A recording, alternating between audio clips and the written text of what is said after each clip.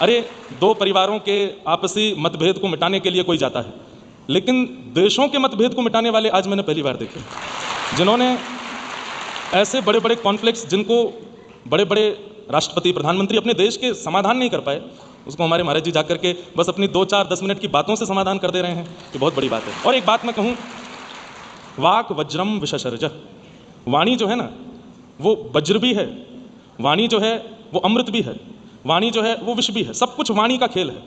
व्यक्ति कितना भी सुंदर दिखने लग जाए, व्यक्ति कितना भी जिम जाकर के अपनी पूरी शरीर को बढ़िया बना ले, कितने भी महंगे ब्रांड्स के कपड़े पहनने लग जाए, लेकिन उसकी वाणी में धैर्यता, उसकी वाणी में स्थिरता, उसकी वाणी में आकर्षण, और सबसे बड़ी बात, सामने वाले को परिवर्तित करने की स्थिति वाणी में यदि नहीं है तो व्यक्ति चाहे जितना भी कुछ आडंबर पहन ले, कोई बड़ी बात नहीं है। रावण बहुत बलवान भी था, धनवान भी था, सब कुछ था, लेकिन वाणी नहीं थी उसके पास। लेकिन हमारे प्रभु श्री राम, तुलसीदास जी वर्णन करते हैं कि जब राम जी वन में रहते थे तो भिक्षा करने के लिए जाते थे। जो गांववासी होते थे या जिनके घर जहां राम जी रहते उसके आसपास, उनसे भिक्षा करने जाते कि हम हैं, हमारी गृहिणी हैं, हमारे छोटे भैया हैं, कुछ पाने के लिए फल आदि कुछ दे दीजिए।